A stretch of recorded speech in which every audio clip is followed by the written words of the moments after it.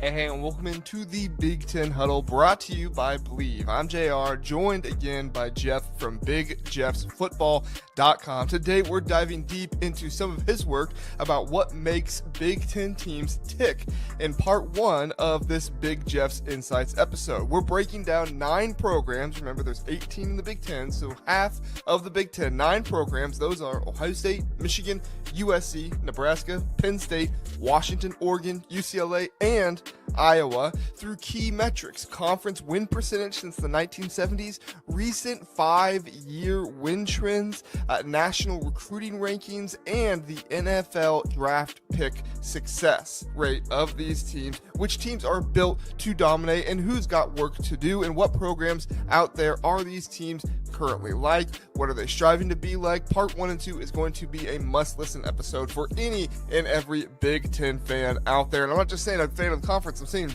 fan of a team in this conference. See, if you're on YouTube, hit that like button, subscribe, and drop your thoughts in the comments. If you're on Apple or Spotify, leave us a 5-star review. And if you leave an idea for a future episode, we will in fact do that future episode. Catch us weekly and join the conversation on Twitter/X and Instagram at the Big Ten Huddle. Be sure to check out Jeff's other amazing written content at BigJeffsFootball.com for more of his football analysis. Let's kick it off.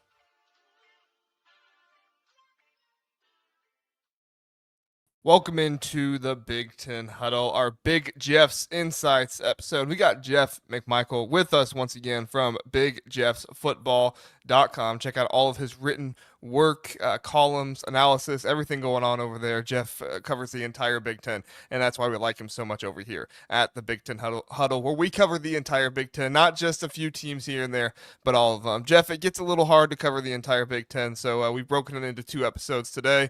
We'll get into that, but how are you doing this Thursday evening? What's going on in your life? So I'm doing okay. No, I'm definitely a glass half full guy, but if you recall, 2 weeks ago, I was really excited because my son, who's vying to be a starting wide receiver as a rising junior at our local high school, he was looking good to be one of the starting wide receivers. They had a 7-on-7 camp at Kennesaw State University, and I had said, UCLA and Michigan were going to be in attendance there, showing that both those programs are recruiting Atlanta. Unfortunately, in the second game, there's like 8 schools there. They're doing 7-on-7. He caught a great diving touchdown pass, but unfortunately the guy guarding him landed right on top of him, and basically he broke his collarbone. So he missed his first 2 years too, with some back issues. So it was pretty devastating, JR. I hate to bring bad news to people. I'm only going to bring it up here because the time frame is 4 to 6 months. I've actually done the math, and if it's 4 months, he would come back for our region games, which is Keene, Georgia, for the final 4 region games. So there's hope. And it just speaks to how tough this game is of football, right? I mean, we read about injuries and everything. And for us, we feel always bad for the kid, but, it doesn't hit home unless you know the person. So this really hit home for me, right? That Georgia is just a very competitive state, as you all know, just like Ohio and many of the others. So we're hurting a little bit in the household, but still hopeful we can come back the last part of the year. For sure, and prayers to Jeff and his son and everything. Hope a speedy recovery, and the recovery all goes well and everything there. So thanks for sharing that with us, Jeff. We are definitely, from a distance, supporting your son and hoping for the best for him. We are glad to have you here at the Big Ten Huddle, though, as we are going to talk about what teams in the Big Ten are currently like, what is a realistic option for how they can upgrade and become something better, and then what is maybe a dream goal, where is a thing they can strive for in the future. That's something that the fans need to be on the lookout for. I think this is going to be a really interesting conversation. Before we get into it, let's check in who is here in the chat. Max says Paul Fraudbaum with his bad Big Ten takes. Guess water is still wet. I haven't even seen it today. That's how bad they've been lately, Max. He makes another one. I'm like, which one? Which one was it? Thanks for being here, Max. We appreciate it. Philip says suspend Zach permanently. Don't worry, Zach will be back Sunday. But I couldn't do this without Zach. We can't suspend him permanently.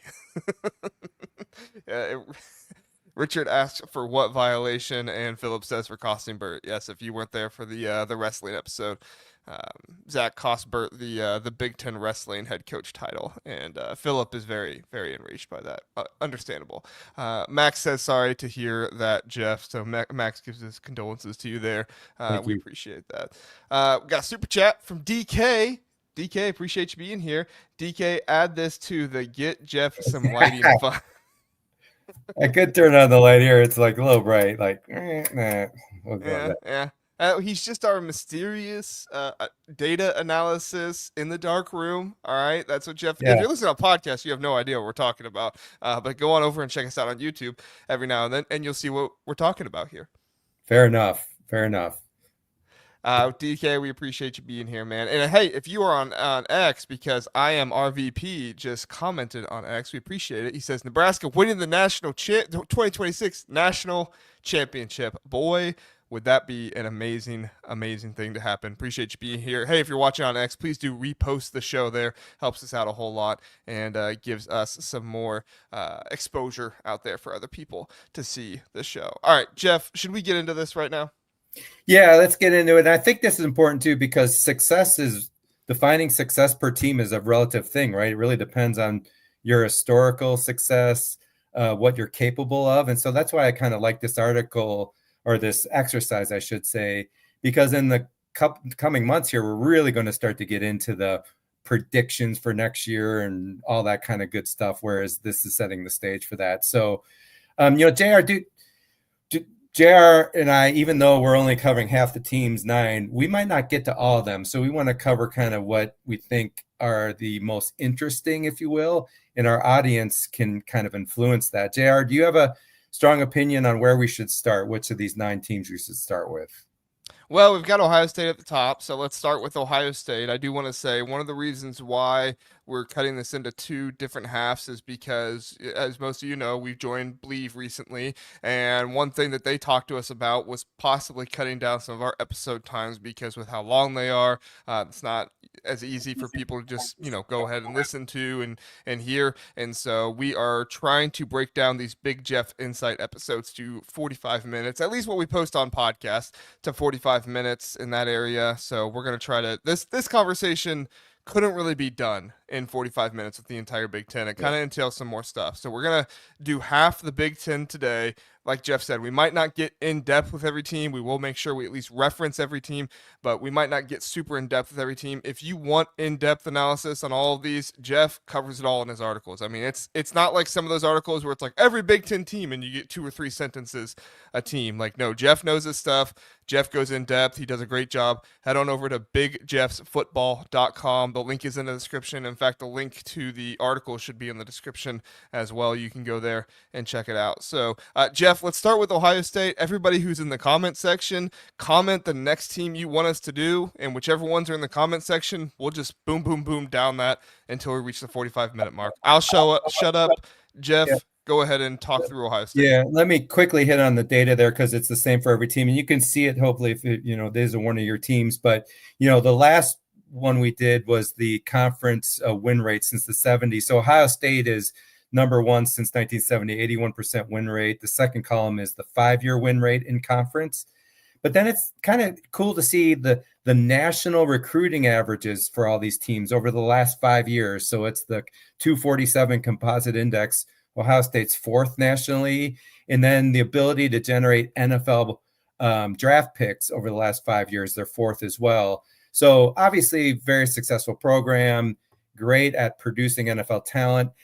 This is kind of wild to say, but who are they like now? I had a hard time finding someone just like Ohio State. This is the only one where I said there's no good comp. I'm going to compare themselves to themselves, right? I mean, they have this uber wide receiver oriented offense that no one else really has. Maybe Texas, but Texas doesn't have the national championship recently to back that up. So that's why I say that. Who they should really be like, though, a realistic goal would be Georgia. And they're really close to that, right? I think Kirby Smart is ranked right now as the number 1 coach by most people. Ryan Day's number 2. Georgia's got 2 titles within the last 5 years. Ohio State has 1. So that's why I list Georgia. Ohio State wants to every year be in the top 5, in the rankings, in the playoffs, in recruiting, and they want to win a national championship probably every 5 years or so. That's a realistic goal for Ohio State. Who they really want to be, and I've always felt this since Urban Meyer took over, they've all along wanted to be Alabama under Nick Saban. They wanted to be dominating college football. I think it's a good stretch goal. It's just not realistic. I mean, to be like Saban, you probably have to be winning every 3 years, and that's just brutal. But I think it's fair to say that would be the stretch goal for Ohio State, is to be that juggernaut program, right, that Alabama had under Saban. So, JR, what's your thoughts on that? Any better comps or stretch teams for Ohio State? Yeah, as far as a team now, the only other one I could think of is like Oklahoma is probably the most other consistent program throughout the years. However, they've kind of fallen off under Brent Venables. There's people that are speculating they could make it to the playoffs again this year. So, there is a possibility there. But yeah, I'd say Oklahoma is probably the biggest one. You had Bob Stoops. They went on to the offensive coordinator, Lincoln Riley, Urban Meyer to the offensive coordinator, Ryan Day. You could kind of see that, even though it might not be exactly like success for success, you see the similarities there, right? However, like I said, Brent Venables kind of ruins that. Georgia, I agree, and I think Ohio State could be similar to Georgia this year if they win another national championship. That's going to be a huge feat to try and accomplish, but if they do it, I'd say that there are probably people half and half saying Kirby Smart, Ryan Day, depending on how the season goes for Kirby Smart, saying he's the best one, and that kind of stuff. And then Alabama under Saban, I mean, Ohio State fans talk about it all the time. That's what they want to be. That's who they want Ryan Day to be like. It's obviously a lofty goal. You put stretch goal there. I agree, it's kind of a stretch goal, but yeah, I think you're right on with these comparisons to other teams for Ohio State. Just to show you what a game of inches football is. I mean, think about it. Ryan Day is a 50-yard field goal, in the dome at Georgia with no wind away from being number one and being looked at as the king, as a better coach than Kirby Smart. So it's really that close, right? I mean, that's the thing with football. It's like, and that's what makes it cool, and that's what makes it frustrating at the same time. All right, cool. Where do you think we should go? Do we have comments on who people want to... No comments so far, so I guess I'll just keep picking. If you guys have a team that you want us to reference next here of these 9, please do let us know. I know we have USC fans who listen, so we'll give them a little bit more time and see if they get in here. Let's go ahead and head to Nebraska. We've got our Nebraska friend there on X that reposted us. I am RVP, so we'll go there. Britton says IU. Britton, we're going to do IU in part 2, so don't worry, we'll get to them. And I got to bring this up. Britton said the best coach in the country is named Kirk Cinetti. That's why I love Indiana fans.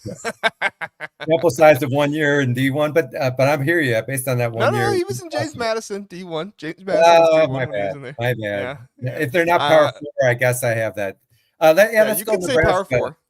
Nebraska is pretty amazing because they're actually 4th in the Big Ten of the 18 teams of win percentage since 1970, which is amazing since in the last 5 years they have a 30% conference win percentage.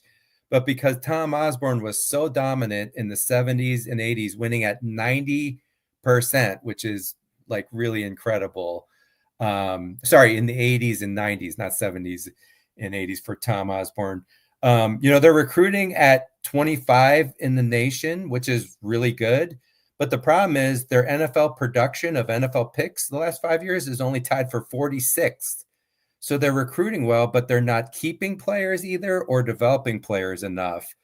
So therefore, I'm going to compare them to Oklahoma right now, JR, only because of Oklahoma's struggles the last 2 years. That's all. I mean, before that, I definitely wouldn't put Nebraska with Oklahoma, but similar, huge traditional program, center of the U.S. located football power, and then struggles made worse by joining a new conference. So, of course, Nebraska, maybe you could tie those struggles partially to joining the Big Ten, which has obviously been much tougher than the little Big 8 and Big 12. Will Oklahoma be experiencing the same thing is a key question. But I think the current comp, a good one, is Oklahoma, especially with them joining the SEC, and we'll see if they're successful. So who should they be like? I'm saying Washington. So they have a close to a 60% conference win rate. That's Washington. I think given the recent history of Nebraska, uh, Nebraska fans would take a 60% win rate, I think. And they've also made a couple playoffs. And I think it's reasonable for a Nebraska fan to say, we want to get our fair share of playoff appearances. Not every year, but every, few years we should make it. And based on the comment earlier, right, 2026 winning the Natty or so, well, you got a good chance with Raiola as a junior quarterback. Hopefully he makes a leap each year. So I think that's reasonable for Washington. And then who do they want to most be like? I'm saying Clemson. The reason I put them is Clemson's winning some national titles, right? Washington's not. They haven't done that recently. So if you want to take the Washington model to the next level, that would be a Clemson, not just making the playoffs, but winning it. And of course, Dabo has won a couple. It's been a few years, but I was thinking my cop would be Clemson for Nebraska. So thoughts, JR, on those? Yeah, I think Oklahoma for Nebraska. It's obviously a spicy one there with the rivalry and everything, but that's obviously not been as they don't he's not played lately. So that is interesting how that plays out there. Washington, I think, is a good choice for the who they should be like. Now, let me clarify this. You are saying where the program is at right now, this is what they should strive for. You're not necessarily saying they should always be like this program, but this is a program right now they should be striving to be like. You get to that point, and then you can keep increasing and keep getting better, correct? Yeah, and the reason I chose Washington again is they've made 2 playoffs over the last 6-7 years, right? Nebraska is looking to do that now, right? Right. Given their recent struggles. Yep.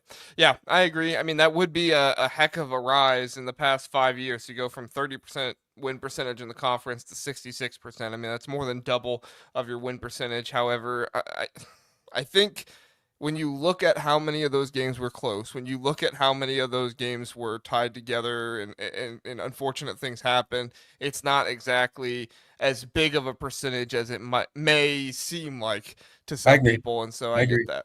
Yeah. And then Clemson for the who they want to be like most, kind of a stretch goal there.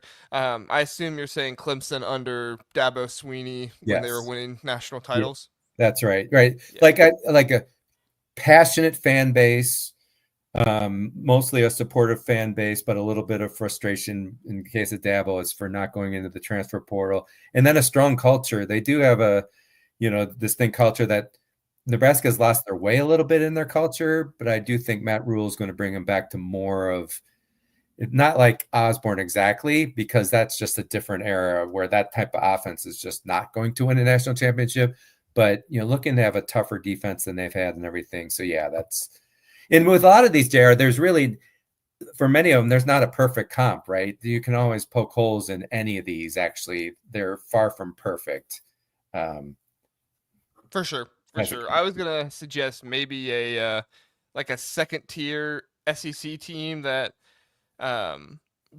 has won titles but isn't necessarily in the national title race every year. So I was kind of thinking LSU might be another kind of stretch goal there for Nebraska to eventually obtain, but I see you already have LSU on this list, so I'm sure we'll get to that. But you can reuse it. I mean, I use LSU several times here, so I like your thought process there. LSU is very up and down, but they've won natties every 10 years, or or at least are definitely a threat to make the playoffs every year for sure. So I like that. And LSU, I mean, it's not a good season when you go 7-6 and win a bowl game, right? When you're at LSU, like that's a down season.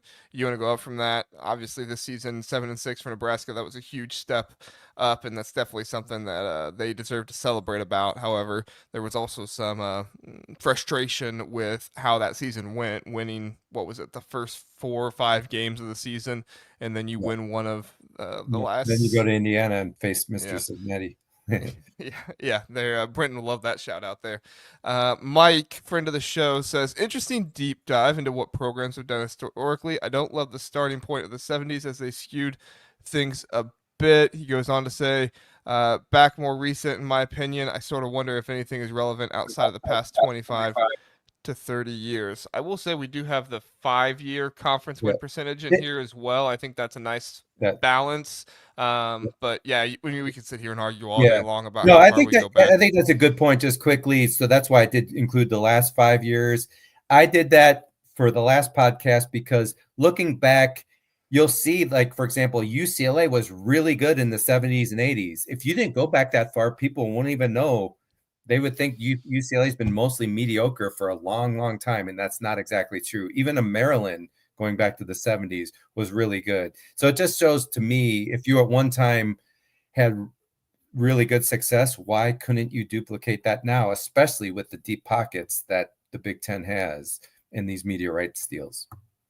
Yeah, and I do like going back to when certain teams were still independent, right? Like Penn State going back before 1993, and so you get some of those percentages. And obviously, you don't see it, decade to decade here. But I see what you're saying, Mike. I Yeah, think if you have that opinion, probably best to look at the 5-year right. conference win percentage. But we It, appreciate the it's feedback, good man. feedback. Yep. Yep. Yep. All right. Let's go to Penn State. I know we got a lot of Penn State fans who watch this channel. Maybe they're not catching it live, but we'll talk through the Penn State Nittany Lions. Yeah, just real quick there. So since 1970, 64%. That puts them 5th out of 18 teams as far as win rate. Similar win rate, though, for the last 5 years, 67%. As we said, I was surprised that wasn't a little higher, in fact. But national recruiting average, 14 the last 5 years. And then the ability to generate NFL draft picks, tied for 6th in the nation. So, the fact that Penn State hasn't beaten top 5 teams in top 10 teams, they've got the talent to do it. They're producing 6th best NFL in the last 5 years, right? So that's why Franklin gets a lot of grief, right? But he wins a lot of games for sure. I'm going to say who they are like now. I'm comparing them to Notre Dame in the Brian Kelly years, where Notre Dame would beat the teams they were supposed to, but in the big games, they would usually lose, right? And that's kind of where, it's not a perfect comparison, but kind of where James Franklin is right now. He needs to prove that on the biggest stage against the traditional behemoth that he can win. And so that's my current status comp for them. Who they should be like. Again, I'm saying that Clemson, just because, Clemson under Dabo has elevated themselves to beat the big boys, to win a natty. That's what Penn State's looking to do. They haven't done it since the 80s. So Clemson, again, as for the second time, bringing them up to date. And then clearly who they want to be, in post press conferences after Penn State's lost to Ohio State, at least one time, maybe a couple times, Franklin has specifically called out Ohio State as being an elite program. What really he's saying there is that's what Penn State is trying to be. So I think it's pretty safe to say, and it's pretty safe to say also Penn State fans would be pretty thrilled if they acted like Ohio State, top 5 recruiting every year, right? Playoffs, 2 out of 3 years, winning natties every 10 years. Penn State would really love to be Ohio State as a stretch goal.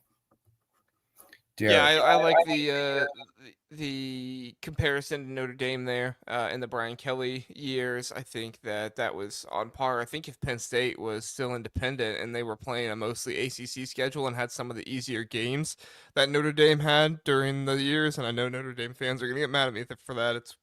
The ACC is not as good as the Big Ten. It just is what it is. So deal with it. But when you have the easier schedule with Notre Dame in the BCS years, that kind of can elevate you to that point. But when Brian Kelly is your head coach and he plays in a tougher conference, and I mean, he's losing recruits out of Louisiana right now. Like Brian Kelly was never exactly the best recruiter in the world, and that's kind of remaining true for LSU right now. I think they still have a high class this season so far. So maybe I'll eat my words there at the end of the recruiting cycle this year. However, I think that's a good comparison there. Who they should be like Clemson. Are you saying Clemson right now, or are you saying Clemson when they were winning national championships? Their next goal, because Clemson, again, similar to what I brought up earlier, just from the factor of they are winning. You can win a title, and they have won a title in the last 10 years. And Penn State's looking to do that, right? Yeah. I was going to say, because that's an interesting one, saying they should be like Clemson, who they most want to be like Ohio State. I think when you're talking about those two, who they should be like Clemson, I think you're right on the point of you have the ability to win national titles, and who they most want to be like Ohio State. Ohio State, it's a consistency, right? James Franklin, listen, I like James Franklin. I'm not here to speak, terrible things about him or anything, but he has had some of his up and down years, right? He has had years where he's lost 5, 6 games. Now, granted, they did come out of a tough time with some of the penalties and a ton of walk-ons and stuff like that were on the offensive line. Don't get me wrong. However, I do think the consistency of Ohio State is definitely something they should strive for, and they could possibly get there to it. I think another one, if you wanted to say who they could most be like, Notre Dame right now under Marcus Freeman is kind of like that. I think that might be not a stretch goal. I apologize. The middle one, who they should be like, I think you could say Notre Dame. Notre Dame has lost to Ohio State 3 years in a row, and many people are looking at Marcus Freeman like he's one of the best coaches in all of college football. Now, don't get me wrong. I'm one of those people. I think he is. But I think that he has been able to beat big teams and get to those points to where he plays games that mean a lot. His downfall is just he loses to Northern Illinois. He loses to Marshall, right? Now, James Franklin's not going to do that. He's going to make sure that doesn't happen. However, if you would combine that with some of Notre Dame's abilities under Marcus Freeman to get to those places, I think that's something, a realistic goal you should strive for. Yep. No, I like that one. Very fair. So, all right. Kent says Brooks Barnheiser just got drafted by OKC, the Thunder. The NBA champions drafted Brooks Barnheiser. How about that? I know you're loving that, Kent. We'll address that in the basketball show, but I wanted to bring it up there because I thought it was funny. All right. Terry says, I think the recruiting gap will shrink with players being paid. Think about how many schools have never signed 5-stars that will compete for them now. Schools like Ohio State won't be able to build the amount of depth, I think is what you're getting out there. I think Ohio State's going to be fine with their depth. They didn't lose a single player in the portal. Now, I might eat those words. Maybe that was just one time. So I think their culture is going to probably be good enough that they're not going to lose a whole lot to the portal, and they're still going to have good depth. But they are going to lose players. Don't get me wrong. Every school will eventually do that. But I do think you're right, Terry. There are more 5-stars in schools going to other schools right now. It's just those schools are the ones paying the highest penny because they're willing to pay those guys. Right. I think teams could strategically say, let's really go after this one kid, but they're not going to get a 5-star potentially, but they're not going to be able to get 2 of them. So will that potentially take a 5-star away from an Ohio State? Yes, but it's not going to do heavy damage to an Ohio State or Georgia. But I agree, strategically speaking, it really can help someone who non-traditionally would get a higher rate per person just by paying them, right? Mm-hmm. And guaranteeing playing time too, which always helps. Yeah, I agree. All right, let's go. I'm curious on Washington here, Jeff. Let's go to Washington. Okay. So 6th in conference win rate at 59%. Since 1970, 66% the last 5 years. So really interesting. National recruiting, 44th in the nation. That's terrible. That's 13th in the Big Ten. I mean, Washington is a really good program. They should not be 44th in the nation. That is just bad. But for NFL production, tied for 17th in producing NFL draft picks the last 5 years. So they've developed people well. So I'm going to say Florida as their current status comp. The reason I say that, it's a good football history that Florida has, but not a great history. Very up and down through the years because they're in a tough conference. And then, the biggest rival for Florida is Georgia, who has better recruiting, more consistent winning. Well, Washington's biggest rival is Oregon, who has better recruiting, more consistent winning, at least the last 5 years or so. So that's why I'm putting those two together. Might seem a little unconventional. And then who they should be like. So as a realistic goal of like bettering themselves, I'm actually saying Penn State. So more consistent winning than a Florida had, but especially beating the teams you need to beat more, which Washington certainly didn't do last year. They had a couple, the Rutgers loss that should not have happened based on the statistics of the game. So I'm saying Penn State for more consistency of winning. And then LSU as the stretch goal, simply because LSU recruits at a top 10 level, which Washington would love to have. That might be hard to do, but they should at least be top 20. And then LSU wins a national title periodically, which Washington hasn't done in a long, long time. So I'm saying LSU as their stretch goal, really based on getting a title periodically.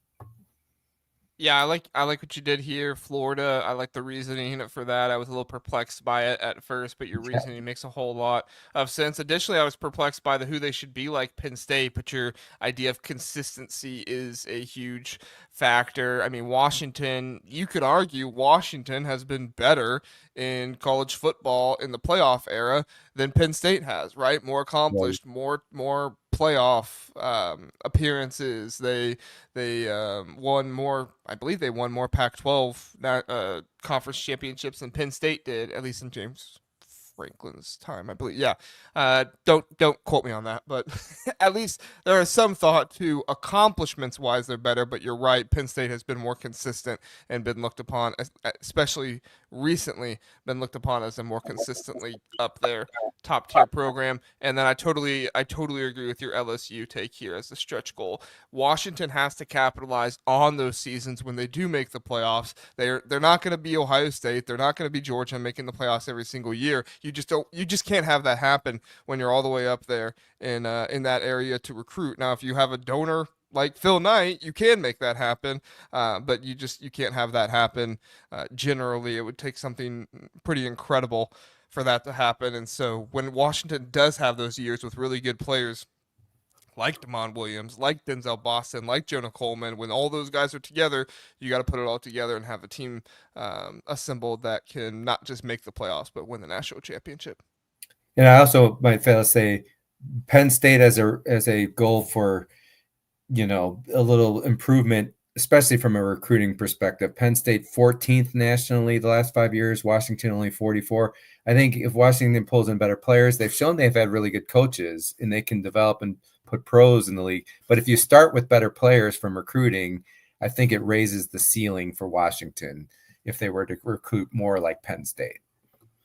Totally. And I'm looking at it here, Nebraska and Washington. If we could just merge these two programs, it would be awesome, right? Give Washington Nebraska's history since the 70s, and then give Nebraska Washington's winning here recently. Give Washington Nebraska's recruiting, and then give Nebraska Washington's development. I mean, we could have a real powerhouse program here if we combine the two, Jeff. I mean, that's like combining Iowa with who's a offensive juggernaut, right? You'd have a national champion probably. Mm-hmm. Totally. Let's hit on Iowa since you brought them up. We will. Jeffrey the Greek told me he's been listening lately, so let's hit on Iowa here. You got kind of a spicy take there on who they must want to be 50, like. So I'm ready to hear that, Jeff. 54% win rate since 1970, but 69% the last 5 years. So that's like third only to Ohio State and Michigan, I believe. Yeah, so really impressive the last 5 years. Recruiting at 33rd nationally is actually better than I thought it would have been, right? We had a podcast on recruiting, by the way, going back a couple months. And then not only do they recruit better than you think, but for sure NFL production, right? They put a lot of tight ends in the league, for sure offensive linemen, defensive players. So tied for 17th in producing NFL picks the last 5 years. So who are they most like now? I'm actually going with Kentucky, and mostly from a culture perspective. So Kentucky, with the exception of last year, has been consistently winning, not at a huge level, but very consistent, going to bowl games, physical football, right? Good overall defense, but struggle to beat the top teams, and in a very tough conference, which is why they're struggling to beat the top. So that's my comp for them now, is Kentucky really in the Stoops when he had it rolling. So don't think of last year, think of earlier than that. who they should be like, and maybe this is a stretch, it might seem a little, I'm saying Tennessee just because Tennessee has a higher ceiling than Kentucky. Both states don't have a ton of talent to tap from, so they have to, recruit from out of state for sure to get better players. I like Tennessee's ceiling more than Kentucky. And every X number of years, they really threaten for a top 10 like ranking at Tennessee. And I think that's what Iowa fans would like. They recognize the consistency of Ferentz in winning at a sufficient level, but that they would like to see that breakthrough year. And for sure, they'd like to see a better offense like Tennessee has. So that's maybe a little bit of a stretch, if you will, on Tennessee, but I thought it was an interesting one. And then who they want to most be like, I'm saying Wisconsin under Bielema. Win rate, Wisconsin had a win rate in the 70% in the 2010s, so 76% in the 2010s. That was second only to Ohio State. So Iowa fans would love that. But importantly, Wisconsin was going to Rose Bowls then too. So Rose Bowls are mega bowls. So if I was going to a Rose Bowl, that's probably making the playoffs, right? So that's why, Wisconsin under Bielema wasn't making the playoffs, but that's when it was 14 playoffs. So Rose Bowl now equals playoff. So I think that's a pretty good stretch goal for Iowa. Thoughts on that, Joe? Yes, I think this is a very interesting one, and I have some thoughts here. So Kentucky did surprise me for you to say they are who they are most like. Now, I understand what you're saying about kind of the style of play and some of the things like that. I just personally, I don't know if I see that as much. I've not seen Kentucky excel in the SEC the way that Iowa has excelled in the Big Ten. What'd you say? Since in the past 5 years, they have the third or fourth highest win percentage of Big Ten teams. Is that what you said? They do, helped out by tremendously from being in the Big Ten West for most of those years, by the way. So that is a major factor, I must say, right? They weren't playing Penn Yes, State, Michigan, Ohio State every year. yes, and I have made that distinction as well. However, I still think I don't want to take away from Yeah, what they yeah, accomplished. yeah, For me, I I hear it. still think it's probably a little higher than Kentucky. My first thought, honestly, was Tennessee, but I mean, you look at Tennessee the past 3 years, yeah, they've been good, but really before that, I mean, they were not They good were not. for Yeah. a while. So I don't really know if I have like a who they are most like now kind of program. I mean, they're not Iowa State by any means. They're much better than that. I was trying to think of a Big 12 team that like wins the Big 12 consistently, and maybe they go over to the Big 10 and they're good, but they're just not good enough to win the Big 10. Maybe who's somebody that wins the Big 12 consistency? Kansas State, somebody like that. I mean, I guess Yeah. they won it one time with Will Howard. I don't know how many more I times they won it. mean, one I'm thinking of now, but don't love it. But how about Michigan State under D'Antonio? But That's a thought, yeah. maybe that's more the realistic goal column though, because D'Antonio was, winning the Big Ten once in a while and beating Ohio State once in a while. So that I don't know if that'd be a current status. Maybe D'Antonio before he got it really rolling. I don't know. Yeah, these are hard. Sometimes there's just not a great comp, right? Honestly, it might be Oklahoma State. Okay, I Oklahoma like that State one. made it. They were number 5 in the nation. They made the Big 12 championship game and lost in 2021 to Baylor. They made it in 2023 against Texas and lost there. Long Kind time. of got blown out by Texas. They were number Coach 18 has in the been there nation. for a long, long time. I like that one, with the exception of Yeah, last year. Let's rule out last year, what was a disaster for yeah. Okie State. Yeah. So that's what I'll go with. I'll go with Okie State. And then what'd you say for what was the one you just said for when they are kind of like, or when they should be Well, like? Tennessee was my original, but as a good realistic goal, more like Michigan State under D'Antonio. Yes, I agree with that one. Not that I don't agree with Tennessee. I see what you're saying with Tennessee, but I think a more realistic goal of Michigan State under D'Antonio is a good one as well. And then Wisconsin under Bielema. I mean, that was kind of the one I was talking about, of a bit of a spicy take, but I mean, there's not enough people that remember how good Brett Bielema was at Wisconsin. He had 4 10-plus win seasons in his, what was that, 7 years there. He went to 3 Rose Bowls. He had a 9-game win season as well, and this wasn't because they were in the Big Ten West. They finished in the top 10 of the AP poll 3 times. They were top 15 4 times. I mean, this was a really good program that Brett Bielema had them at, and it's definitely something that I think Kirk Ferentz could get them at. And then when Kirk Ferentz retires, if they hire the right guy, they could find themselves at that eventually. Yeah, yeah. So, and don't get me wrong, I love Iowa, what he's done, everything in it. I've maintained through my podcast that for instance, he's actually not slowing down. Any perception of him slowing down, if anything, his results over the last 5 years from recruiting, from results, is better than early in his career. So the concept that he's a dinosaur, everything's passed him by, is not correct. His offense might be a dinosaur, but right, it's not correct. It's just he had the same problem, obviously not to the same scale this season that Maryland had it under Mike Locksley, but he had the same problem where he got out of the Big Ten West and people thought, oh, okay, you know, he has, well, maybe not so much getting out of the Big Ten West, but he had a ton of players coming back. There was a lot of hype there about that, and the defense wasn't necessarily bad last year, but it did fall apart in a couple games against UCLA and Michigan State. Now they did have 3 different quarterbacks start, so you got to give some, some grace there, I suppose, but. I think there were people that were thinking Iowa was a good chance to be a playoff team last year, and they didn't meet it.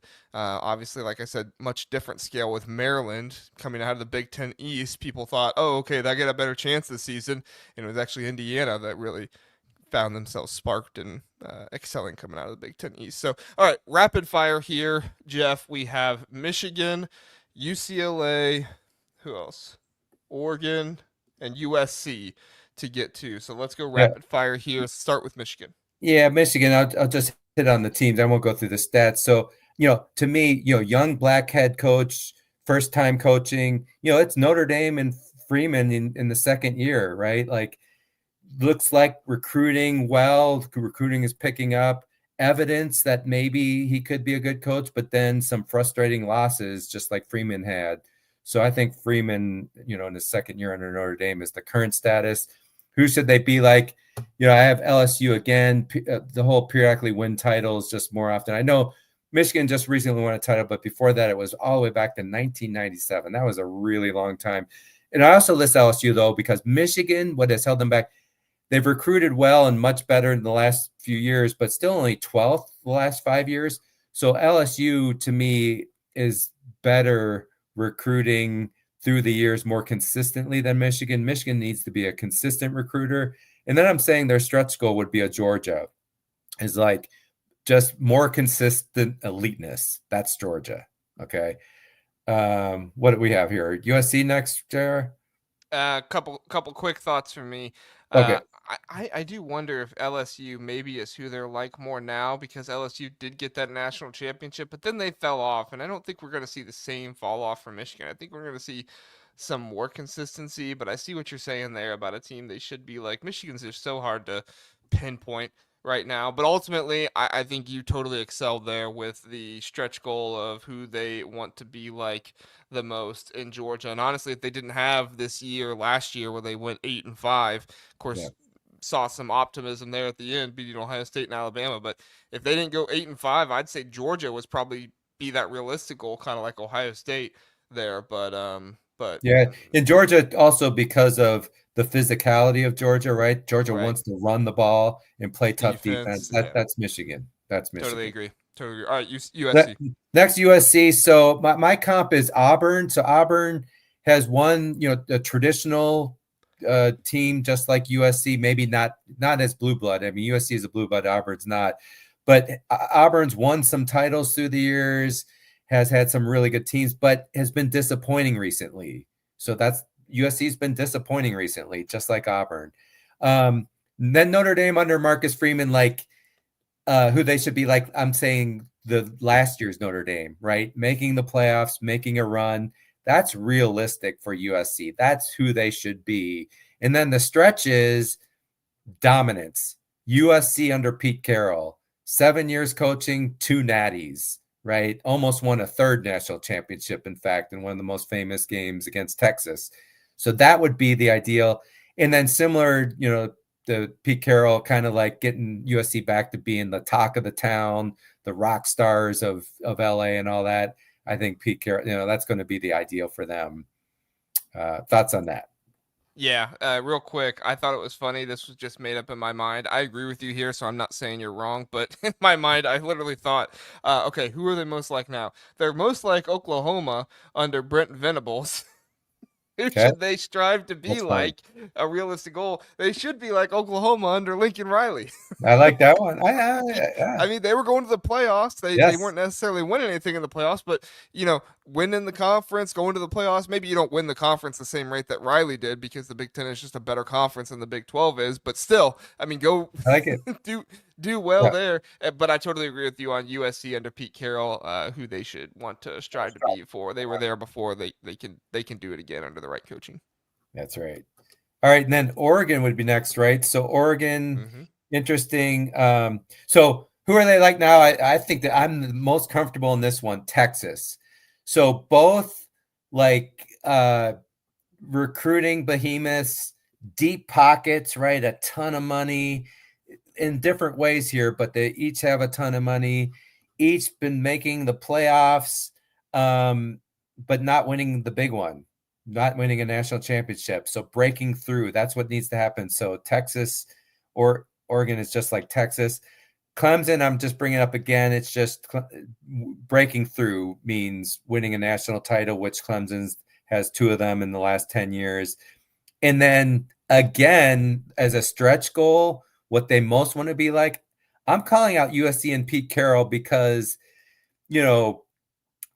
Oregon is like the hot school, the fun school, the rock star type school, the talk of the town. Lincoln Riley,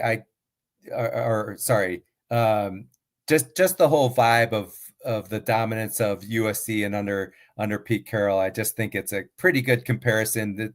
The whole glamour and everything and the glitziness.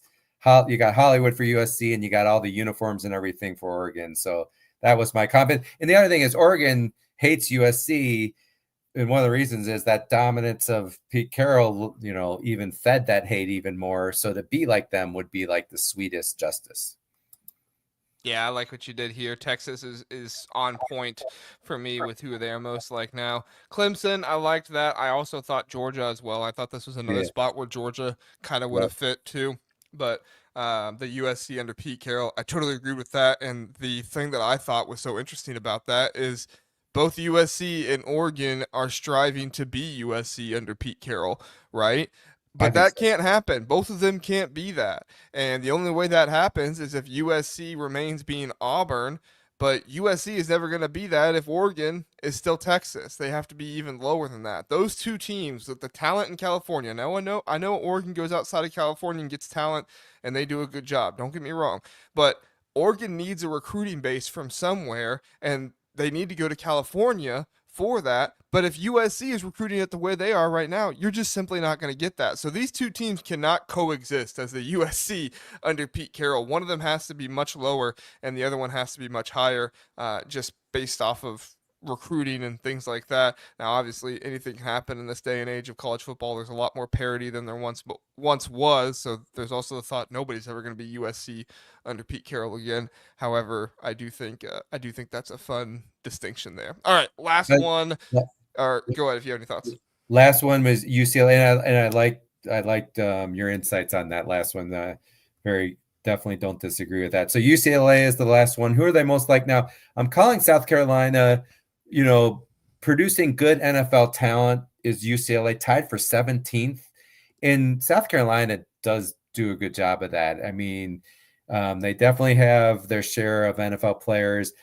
South Carolina plays second fiddle to Clemson, though, within the state. For sure, Clemson gets the accolades because they've been the one winning bigger. UCLA is second fiddle to USC. So that's why I put South Carolina as the comp there. Who should they be like? Auburn, when rolling, just good long-term history of winning, just like Auburn.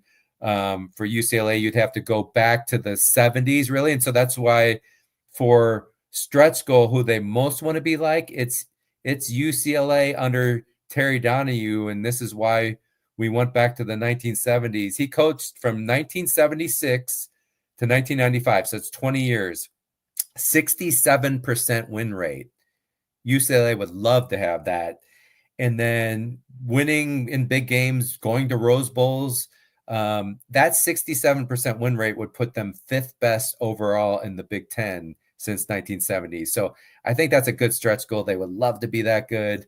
And with the right coach, I do think UCLA can win big, get their fair share of the talent in the rich state of California, and stake their claim and, be probably not as good as your either USC or Oregon, but be right up there as a capability. Yeah, I really like what you did with South Carolina there. That wasn't a team that I thought of. But, UCLA and USC have gone back and forth more than people realize. I mean, the past 4 meetings, it's been 2-2, and USC won the 2 prior to that. But UCLA also won it in 2018. So, there is some more back and forth there than I think people give the 2 programs credit for. Before that, it was, dominated by one team, then another team, then dominated by another team, then another team. Kind of interesting the way rivalries go sometimes. However, I do think Auburn when rolling is another really good one, because that is another one where Auburn kind of plays second fiddle in the state, but when they're rolling, when they're doing well, UCLA, if they really have everything going together, they can strive for that. They can get there. That's definitely attainable. And then UCLA under Donahue.